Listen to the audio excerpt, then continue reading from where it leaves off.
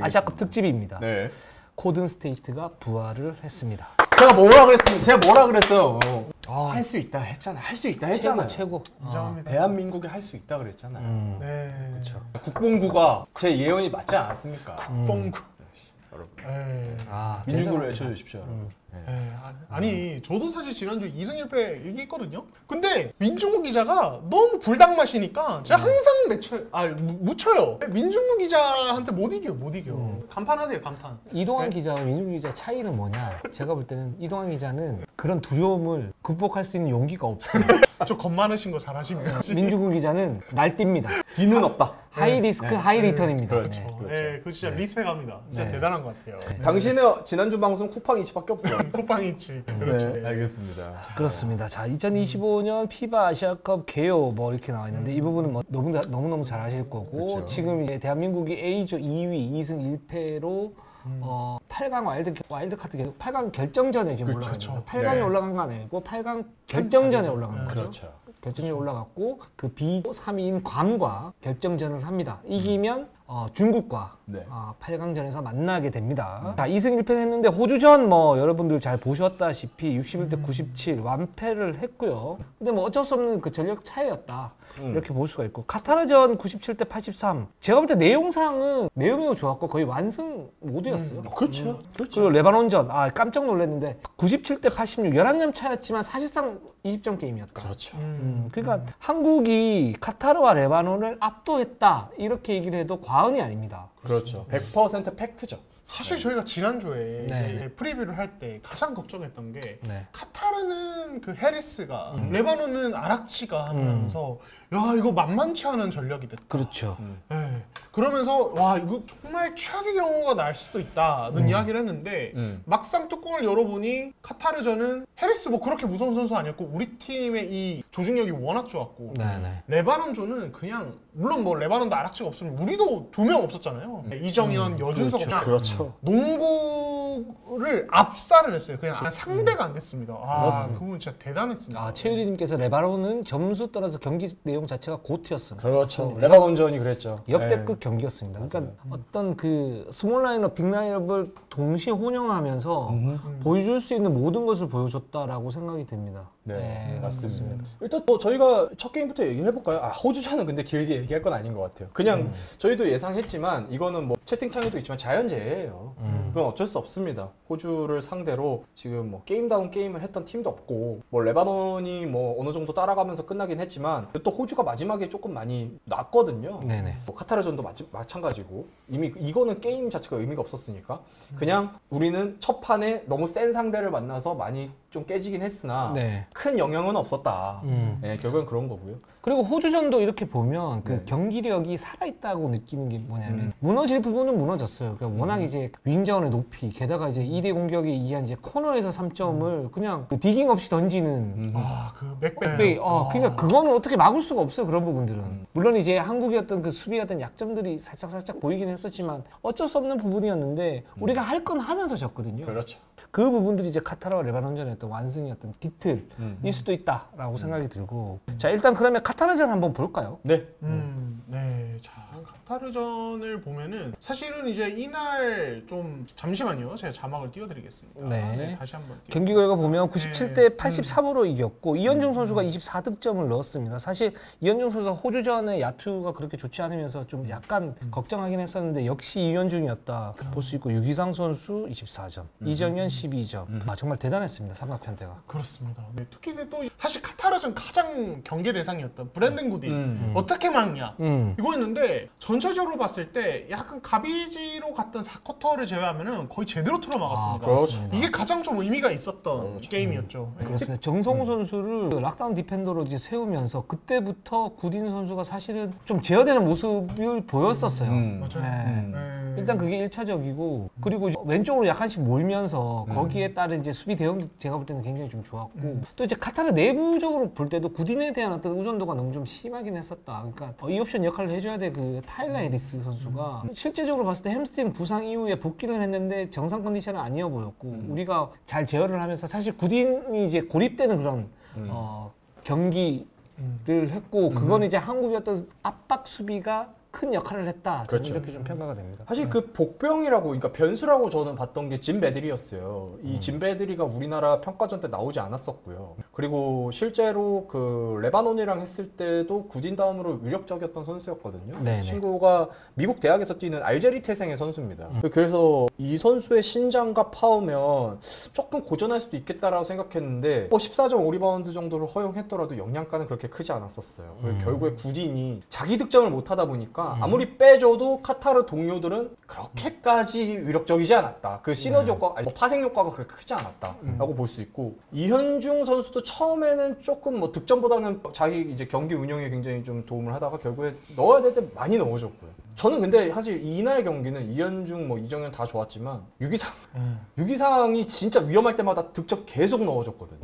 네, 뭐 물론 레바논전 때 유기상도 당연히 얘기하겠지만 이 카타르전 때 보여줬던 유기상은 정말 너무너무 환상적이었어요. 맞아요. 네, 뭐 3점 슛은 뭐 당연히 7개 넣었으니까 너무나도 좋았고요. 그냥 진짜 그 3점 슛의 영향가가 100%라고 하면 가식적이에요. 1000%였어요, 진짜. 네, 레바논, 카타르가 좀 따라올 것 같으면 넣어주고, 따라올 것 같으면 넣어주고, 네, 흔들릴 것 같으면 넣어주고. 너무 좋았습니다. 그리고 이동환 기자가 아주 그 정밀한 기사를 하나 썼었는데 그 유기상과 이현중의 원투펀치가 어떻게 형성이 됐고 어떻게 하면 파해를 시킬 수 있었는가, 그게 이제 그 팀 코리아, 그게 팀의 어떤 조직적인 그 셋업 패스를 통해서 했다라는 걸 상세하게 설명을 해줬는데 네. 그거 지금 다시 한번 얘기를 좀 해주면 좋을 것 같아요. 기본적으로 그러니까 이 한국의 이 오펜스는 유기상의 이 움직임이 그냥 유기상이 가만히 서 있을 때 있어요. 이게 기본적으로 스페이싱이고. 그렇죠. 근데 근데 한국이 2대1을 하든 아니면 약속된 패턴 안에서 오펜스를 하든 유기상의 간결한 움직임, 부지런한 움직임들이 항상 혼용이 돼 있어요. 그래서 이현중이 탑에서 2대1을 하든 아니면 기습적으로 돌파를 하든 유기상의 오프볼 무브가 옆에서 일어나고 있고 그 과정에서 이현중이 그래비티로 유기상이 찬스가 안 나든지 그렇죠. 여기서 이제 뭐 빅맨들, 뭐 문정현 이런 포워드들의 어떤 좀 조직적인 스크린이 가미가 되면서 유기상이 찬스가 되게 퀄리티 좋고 맞아요. 그리고 유기상의 움직임 타이밍도 좋고 사실은 아무리 좋은 어떤 움직임을 만들어놔도 이게 사실 타이밍이 안 맞으면은 그 약속된 움직임이 찬스로 안 이어집니다. 그냥 어설프게 하다가 그냥 죽은 볼 나오고 그냥 시간 없고 이런 상황이 되는데 지금 대한민국의 오펜스 조직력은 유기상의 움직임을 포함해서 되게 손발이 잘 맞아요. 진짜 톱니바퀴 그 자체고 그 끝을 유기상이 항상 매듭 지어주고 있다, 이렇게 생각하시면 될 것 같습니다. 그러니까 이게 전체적으로 보면 기본적으로 팀이 잘 되면 일단 원팀이 돼야죠. 그러니까 그 팀 스피릿이고 그건 기본적인 건데 그거를 이제 완성도를 100% 높이기는 정말 어려워요.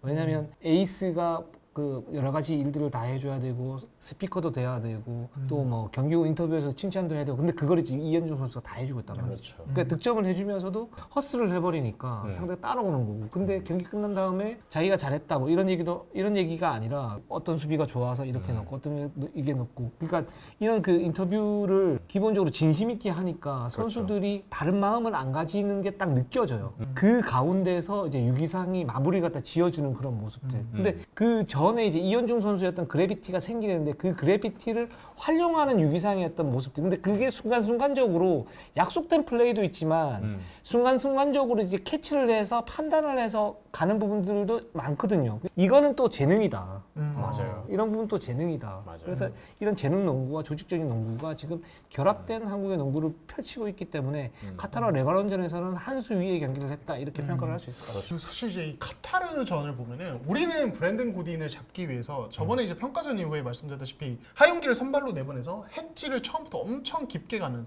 블리츠스러운 수비를 그냥 경기 거의 내내 했어요. 이승현이 때는 하용기보다는 조금 아래에서 좀 hedge를 하는 이제 캐치업 hedge라고 이제 딱 스크리너 위치까지만 높게 나가주는 식으로 해서 구딘이 잘하는 미드레인지를 뚫고 들어와서 뭐 하는 거를 좀 최대한 방어. 거기에 이제 말씀하신 대로 오른쪽을 못 들어오게 왼쪽으로 몰아붙이는 여기 정성우, 유기상, 박지훈 이런 선수 수비까지 가미되면서 되게 좋았는데, 반대로 이 카타르는 우리랑 평가전 2번 해보니까 이현중이 무서운 거 아니야. 그렇죠. 그러니까 이현중이 핸들링 할 때 또 hedge 엄청 깊게 나왔어요. 그날 이현중한테 거의 뭐 블리치 하듯이 깊게 에워쌌는데 이현중이 사실 처음에는 요거에 대해서 빼주는 볼의 어떤 질도 그렇게 좋지는 않았고 좀 당황하는 모습이 있었는데 나중에 되니까 이 선수 사이즈도 좋고 그냥 적응하니까 농구 IQ도 좋잖아요, 사실은. 그렇다 보니까 유기상이 이제 말씀하신 그런 걸 매듭 지어주고 이러면서 되게 쉽게 풀어가더라고요. 그거 보면서 이번 대표팀의 이 수준이 되게 높다는 생각을 저는 했어요. 그런 재능. 또 하나의 재능은 뭐냐면 그런 공격의 어떤 활동력을 가져가면서 수비까지 해준다. 그러니까요. 이게 사실은 한국 농구에서 사실 쉽지 않은 부분인데 그렇죠. 그런 부분을 지금 이현중을 필두로 유기상도 그렇고 양준석, 이승현도 그렇고 모든 선수들 여준석까지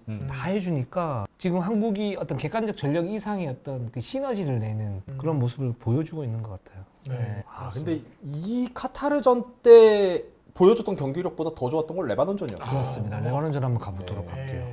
네. 레바논전은 네. 정말 와이드 아락지가 없어도 네. 레바논이 그동안 해온 게 있기 때문에 게다가 디딜 로슨까지 들어갔다. 우리 로슨은 여러분들 너무 잘 아시다시피 경기를 조합해 줄 수 있고 그 조합 속에서 위닝 바스켓볼을 할 수 있는 선수잖아요. 경기 이름을 잘 읽고. 근데 그 상태에서 레바논의 그 두터운 윙맨이나 아니면 그 프론트맨드가 결합이 된다. 이거는 좀 한국으로서는 진짜 쉽지 않은 그런 조합인데 결과적으로는 완승을 거뒀어요. 근데 이걸 보면서 어떤 느낌이 들었냐면 한국 지금 젊은 선수들의 농구, 그러니까 지금의 그 팀 코리아 농구가 레바논의 세밀한 어떤 약점들을 모두 다 팔 수 있구나. 저는 이런 생각이 좀 들었습니다. 네.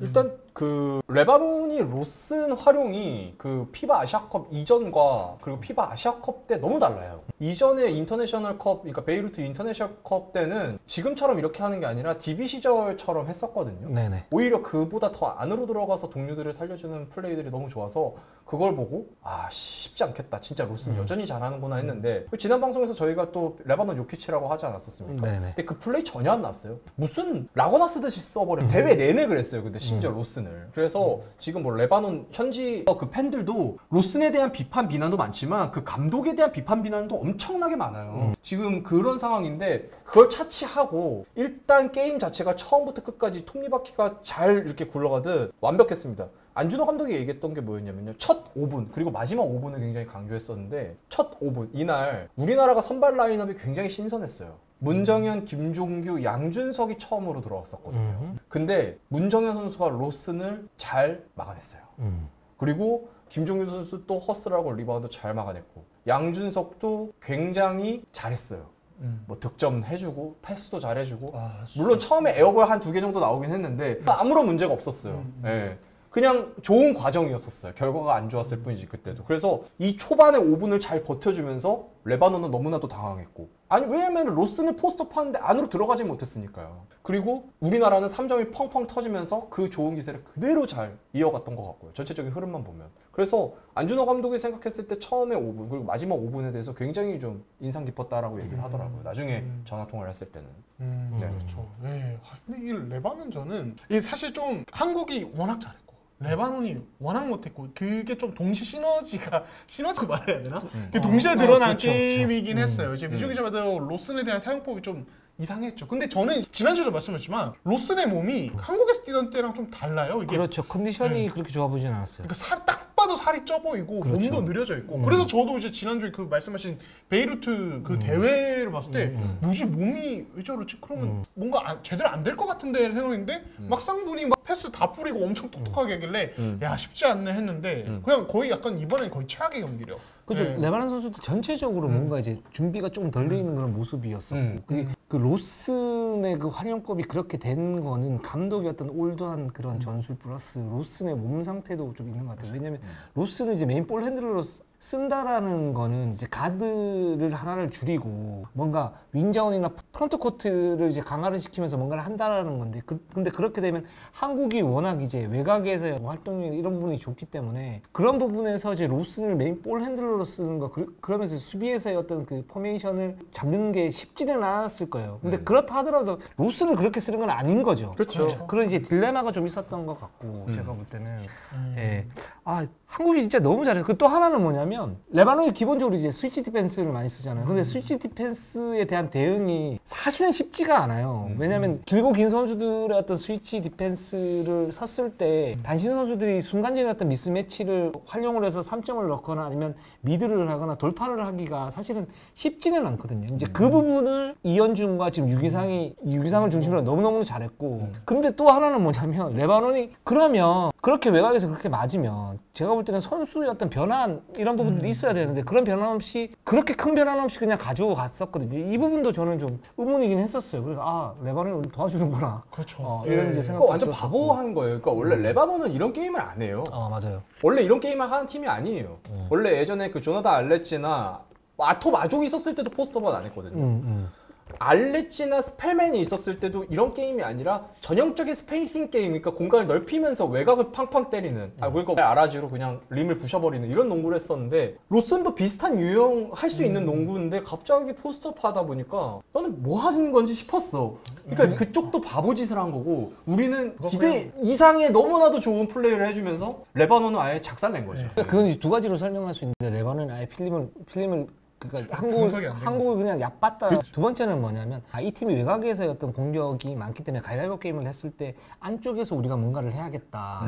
여기에 대해서 초점을 맞춰야겠다. 거기에 에이스 로슨을 투입을 하면 거기에서 더블 팀이 들어오면 밖으로 빼줄 수도 있고, 그럼 거기에 석점 던질 수도 있고, 미스매치는 또 잡아먹을 수 있는 선수니까 그렇게 생각했을 수는 있는데, 근데 그 방법이 너무 올드하긴 했어요. 맞아요. 그렇죠. 네. 네, 심지어 리바운드에서도 오히려 저는 우리가 앞선 느낌, 공격 리바운드 많이 따내고 수비 리바운드 어려움 느끼는 부분 전혀 없었고, 너무 쉽게 했고, 이제 로슨 몸 상태 하나만 얘기하자면 레바논은 2년 전에 월드컵 때 스펠맨도 그렇고 이번에 로슨도 그렇고 기아 선수 이름값은 높은 선수 데려오는데 다 몸이 막 그렇게 여기도 약간 기아 선수 영입 과정에서 뭔가 약간 미스커뮤니케이션이나 뭔가 관리가 잘 안 되는 이슈가 있구나. 근데 선수 몸 관리는 선수의 문제지. 근데 사실은 좀 어느 정도 이게 계약을 했으면은 뭔가 그런 것들이 소통도 되고 좀 맞춰서 와야 되는데 팀 훈련에는 준비도 좀 하고 이래야 되는데 그때 스펠맨도 욕 엄청 먹었거든요, 레바논. 그러니까 그런 거 사실 우리에게 되게 좀 행운으로 작용했고, 그걸 우리가 맛집을 만났고 그 맛집을 진짜 거의 미식가처럼 제대로 털고 와야 이렇게 말씀드릴 것 같아요. 이동환 기자가 비비큐 치킨을 잘 먹었다. 미치죠. 그래서 너무 좋았어요. 근데 사실 뭐 레바논이 못했다, 레바논 전술이 구렸다, 뭐 이런 것도 있는데, 그보다 3점슛 22개 넣었으면 이 게임 잡기 쉽지 않아요. 아무리 뭐 아라지 있었으면 좀 달라질 수도 있겠지만, 아라지가 있었더라도 3점 22개 들어가면 못 이겨요. 아니 20개 이상 3점슛은 48분 NBA에서도 되게 많이 넣는. 네, 그죠. 말도 안 심지어 성공률이 59%. 그냥 우리 선수들이 그날이 온 날이었어요, 그냥. 맞아요. 완전 그냥 던지면 들어갔어요. 근데 심지어 우리는 지금 6위상이 8개, 그리고 이현중에 7개만 생각하는데, 이우석, 박지훈, 뭐 양준석, 지금 뭐 이승현 선수도 있어. 그냥 나오는 선수들마다 던지면 다 들어갔어요. 근데 그러니까 그게 너무 좋았던 것 같아요. 근데 그 부분들이 무리하지 않고 자연스러운 패턴 속에서 나왔다는 게 진짜 너무 좋고, 그러니까 59%는 솔직히 굉장히 비정상적인 거고, 보통 이제 한 40% 정도만 돼도 3점슛은 굉장히 좋은 거죠. 좋다라고 얘기를 하잖아요. 근데 그렇게 이제 슈팅의 정확도를 높일 수 있는 어떤 구조로 가고 있다라는 것도 저는 좀 고무적인 것 같아요. 정말 좋은 것 같아요. 그러니까 우리의 이 3점슛 생산이 할 수 있는 게 없으니까 3점으로 승부 보자. 그냥 진짜 막 던지는 이런 거였다면 사실 저희가 좀 마냥 칭찬하기 어렵습니다. 이거 오늘 이번에 감 좋아서 이렇게 됐는데 좀 걱정된다 이런 얘기를 할 텐데, 이 한국의 3점은 말씀하신 대로 굉장히 정교한 패턴과 어떤 계획된 움직임 안에서 나오는 정말 질 좋은 3점 슛이어서 이거는 진짜 인정 안 할 수가 없다. 진짜 콜든 스테이트다라는 이야기를 할 수밖에 없는 것 같아요. 그렇습니다. 그래서 저희가 이제 레바논전까지 좀 해봤고, KCC 우승님께서 호주한테 97점을 주고, 카타르 97점 이기고, 레바논 97점 이기고, 아시안컵 마지막 우승은 97년이고, 대한민국 현재 평균 연령이 97년입니다. 우승할 수 있습니다. 이렇게 얘기를 하셨습니다. 우승? 97. 97의 어떤 97 좋네요. 원래 킹 오브 파이터즈도 97 제일 재밌어요. 또 미친 이유리. 그렇죠. 갑자기 게임을 좋아했던 사람으로서. 최규현님께서 평가전부터 아시안컵까지 모두 보고 있는데, 현재 국대 멤버들이 참 좋은 게 여기에 조화가 될 만한 기아 선수만 딱 있으면 아시아 정상도 노려볼 수 있겠다는 생각이 너무 드네요. 기아 선수는 아무래도 어렵겠죠 하셨습니다. 우리가 주장창 얘기했던 게 이 부분이에요. 그러니까 아쉬운데 현실이. 그래서 저희가 계속 얘기했던 게, 어떤 선수를 롤모델을 들었냐면 조시 홉킨스. 그런 이제 좀 다재다능한 달릴 수 있는 빅맨, 수비를 잘하면서도 공격에서 연결고리가 될 수 있는, 그 정도는 우리가 기아를 시킬 수 있거든요. 그 정도 수준의 선수는. 그 정도만 돼도 제가 볼 때는 아시아권에서 뭔가 경쟁력이 훨씬 더 한 단계 업그레이드 될 수 있다. 지금 같은 선수들 수준이라면 진짜 그 아시아 무대뿐만 아니고 올림픽 예선에서도 뭔가 이제 강호들과 그 경기를 좀 할 수 있는, 호주하고 해도 제가 볼 때는 그러면 10점 안팎 요렇게 갈 가능성도 있거든요. 그렇죠. 충분히. 그러니까 기아 선수가 참 아쉽긴 합니다. 아쉬워요. 근데 그럼에도 좋은 게임을 하고 있으니 기분 좋게 우리는 너무 좋죠. 그렇습니다. 그렇습니다.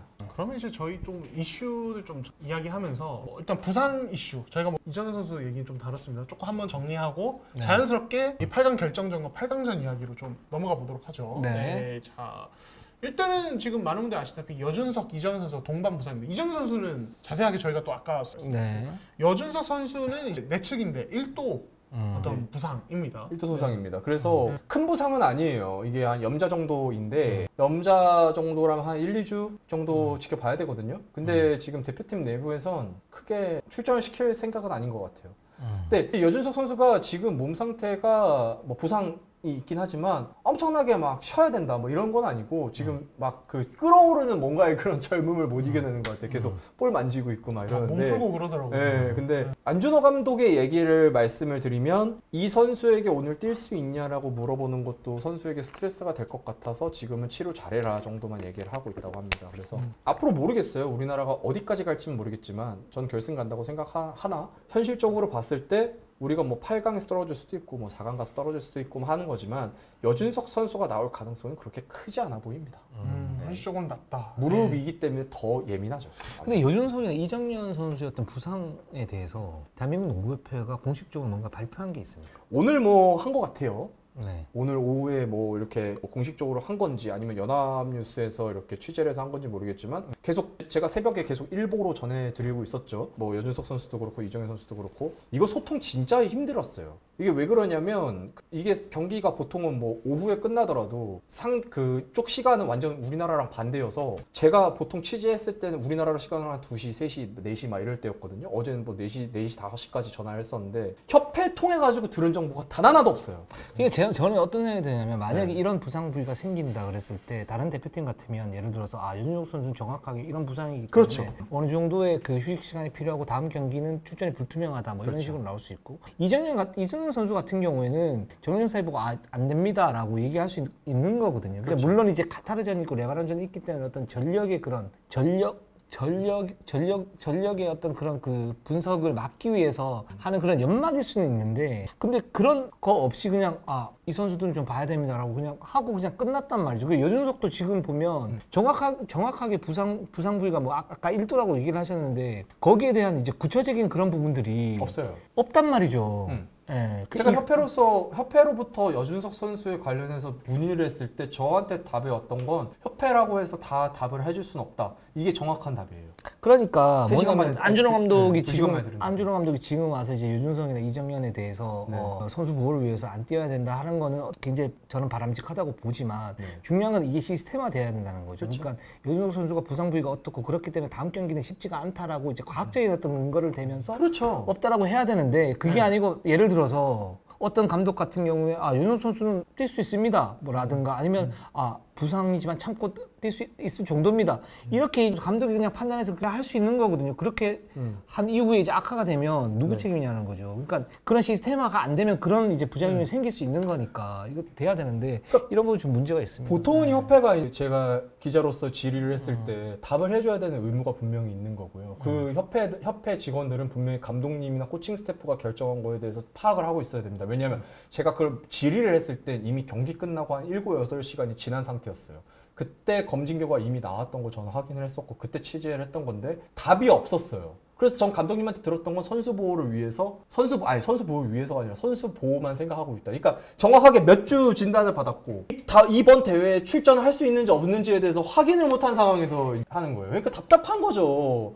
아니 감독님한테 들어야 될 답과 감독님은 그렇게 막 얘기할 수 있어요. 선수 보호 뭐 이렇게 얘기할 수 있어. 근데 협회는 정확한 진단명과 회복 기간에 대해서 공지해줄 의무가 있단 말이에요. 그걸 그 연락망에 대해서 저희가 기자들이 다 공지를 받지 않았습니까? 이 사람들한테 연락을 해가지고 질의를 하고 답을 받으라고. 근데 질의를 했더니 답을 못 해준다라는 얘기가 있더라고요. 짜증나는 거죠. 왜냐면 대표팀에 대한 취재를 지금 현장에 안 가 있으니까 유선 연락밖에 못 하는 상황인 건데. 그렇습니다.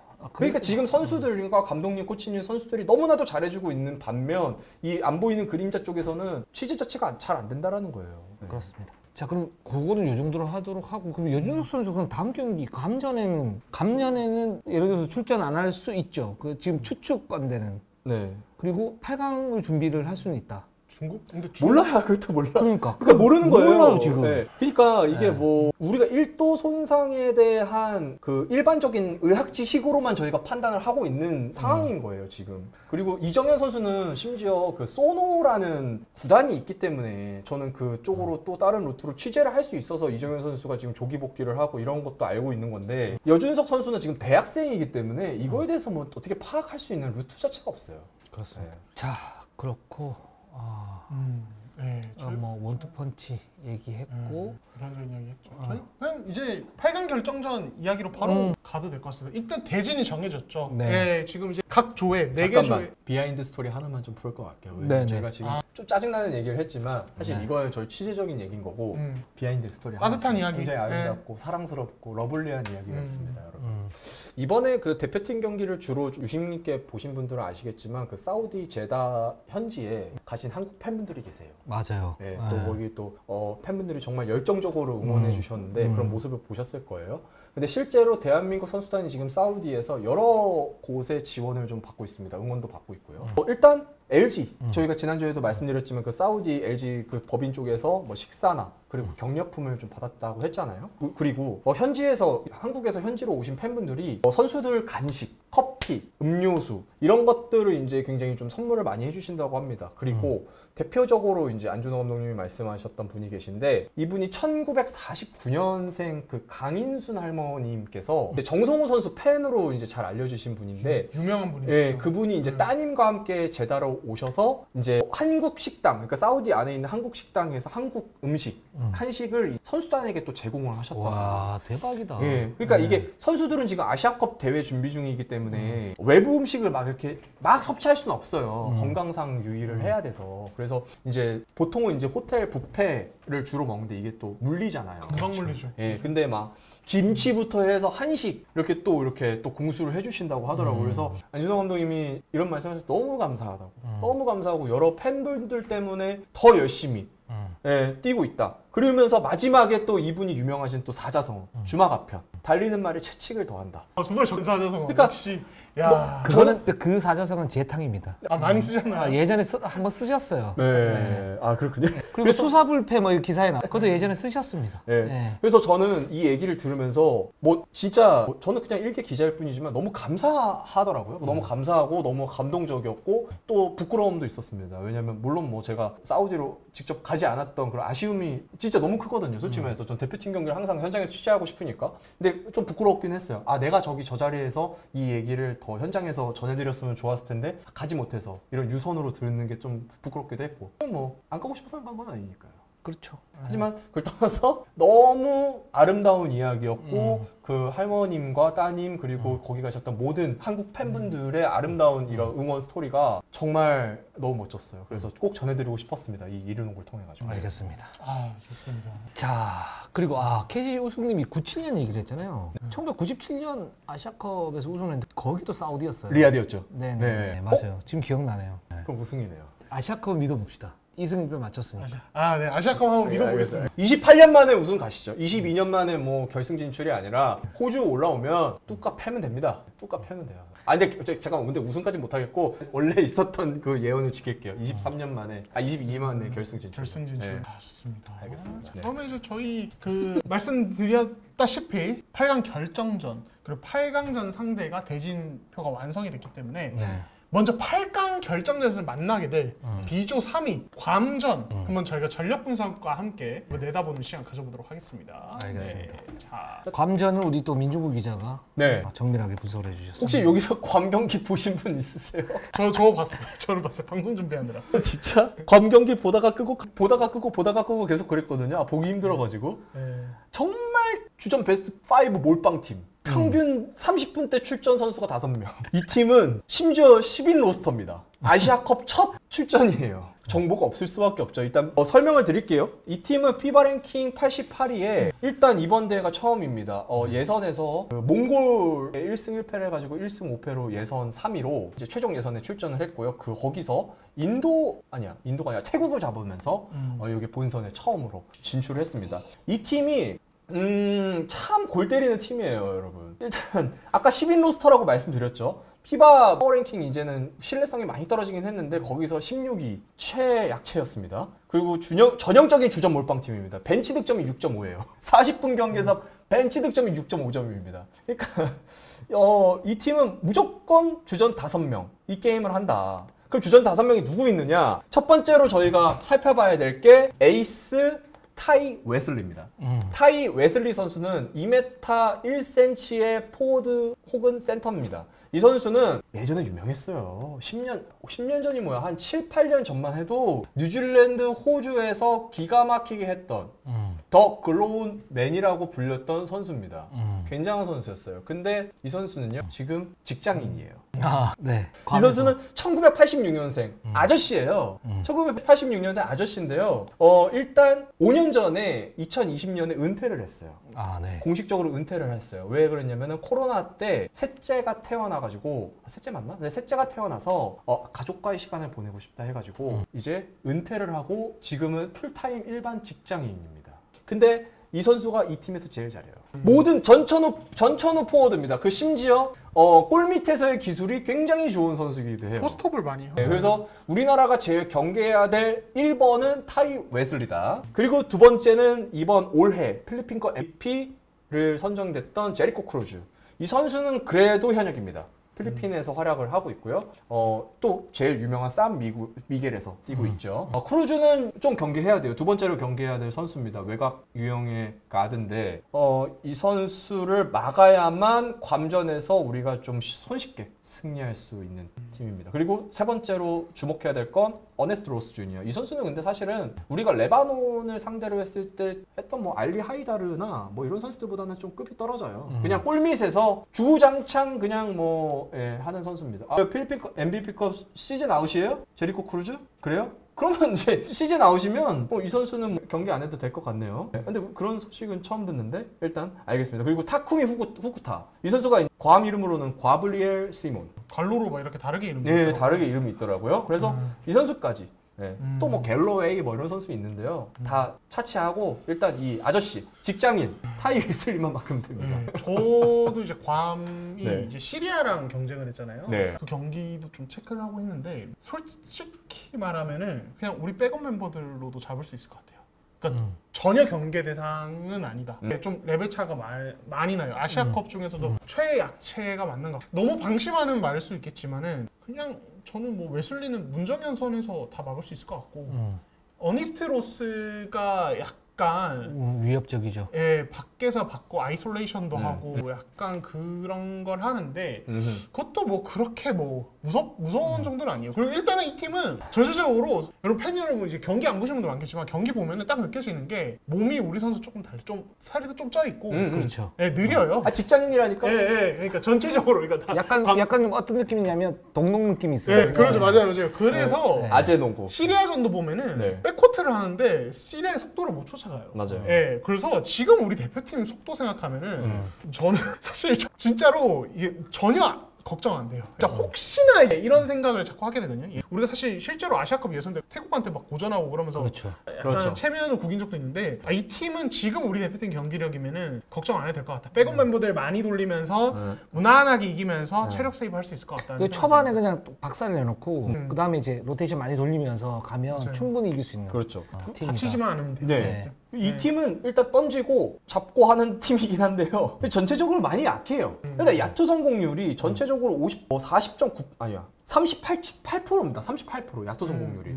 그러니까 이 팀의 그 야투는 뭐 토너먼트 너가웃 시스템에서는 어떻게 또 변수가 있을지 모르겠지만 일단 기본적으로 원정 경기 굉장히 약하고 그리고 일단 야투 성공률 38%면 이거는 좀 힘들어요, 솔직히 말하면. 그리고 3점 슛도 막 32.9%. 이건 좀 준수한 편인데 2점 슛 성공률이 40.9%예요. 이거는 조금. 그래서 저는 시리아가 올라올 거라고 생각했다니까요. 근데 왜 감이 올라온 거야? 감이 이겨. 네? 이러다 지는 거 아니에요? 우리나라? 그럴 리가 없죠. 그러지는 않아요. 질 것 같아요. 한 번만 해줘요. 아니. 저는 한 40점 차. 우리를 사랑한다면 네. 팀 코리아를 사랑한다면 코리아 질 것 같아요라고 한 번만 아니 그래서 해줘요. 왜 그러냐면 저 지금 촉이 너무 좋아요 지금. 왜냐면 정확하게 카타르, 레바논을 다 잡아냈잖아요. 네. 22년 만에 결승 진출도 예언하지 않았습니까? 지금 너무 필이 좋아요. 네. 괌 40점 차로. 지금 루비오 시대님이 아주 그 시원한 시원한 얘기를 해주셨어요. 네. 뭐 됐다 이렇게 얘기를 해주셨어요. 근데 이제 그 채팅창에도 계속 이제 올라오고 하는 팬분들의 반응이 좀 맞는 게 그렇다고 해서 선수들 로테이션을 좀 잘 돌리기는 해야 돼요. 왜냐면은 중국과의 이제 경기에서 이 좋은 흐름을 잘 이어가려면 괜히 접전 허용하고 막 이랬다가는 분위기 깨집니다. 그 분위기는 이어가야 돼요. 오케이. 그렇기 때문에 과한 로테이션은 금물이 돼 이현중이나 이렇게 많이 뛰었던 선수들은 조금 조금 출전 시간을 많이 좀 조절을 해줄 필요가 있지 않을까. 어차피 중국제에서 40분 뛰어야 되거든요. 오케이. 그래서 그동안 많이 했던 문정현이라든가 예. 뭐 이구석이라든가 그렇죠. 박지훈 선수라든가 이런 선수들도 한 15분에서 한 20분 정도 가지고 가면서 네. 골고루 이렇게 뛰게 해주면 굉장히 좋을 것 같아요. 그 방심은 안 해요. 지금 대표팀은 지금 방심하는 그런 분위기의 팀이 맞아요. 아니고요. 일단 뭐 안준호 감독님도 괌 얘기했다가 저 혼날 뻔했어요. 아시아컵에 온 16개 국가들 중에 가볍게 볼 팀은 단 하나도 없다라고. 네, 그래서 맞는 얘기인데. 네, 그건 원칙적으로 맞는 말씀이죠. 아니 저는 그래서 오죽하면 네. 무슨 생각하냐면 우리가 만약에 조3위 했으면 2위 일본 만나는 거잖아요. 네. 야 진짜 빡셌겠다. 예, 빡셌겠다 동시에 와 와 이게 바로 2위의 달콤한 제가 괌을 너무 무시하는데 그러니까 아니 근데 그 정도로 아니, 레벨 차가 그렇죠, 많이 그렇죠. 나요. 근데 레벨 차가 많이 나요. 진짜 보람이 있어요. 진짜. 그러니까 뭐 일본을 만났을 때 우리가 질 거라고 생각하진 않아요. 근데 일본을 만났을 때의 문제는 로테이션을 못 돌린다는 게 문제예요. 전력을 다해야 돼요. 네. 그리고 4강에서 만날 뉴질랜드 빡세요. 지금 이 대회에서 호주 다음으로 경기력 제일 좋은 팀입니다. 뉴질랜드. 맞아요. 뉴질랜드, 이란 지금 이란도 예상보다는 좋고. 네, 이란도 괜찮고. 그렇습니다. 네. 자, 그래서 괌을 이기면 8강에서는 숙적 중국과 만납니다. 중국. 네.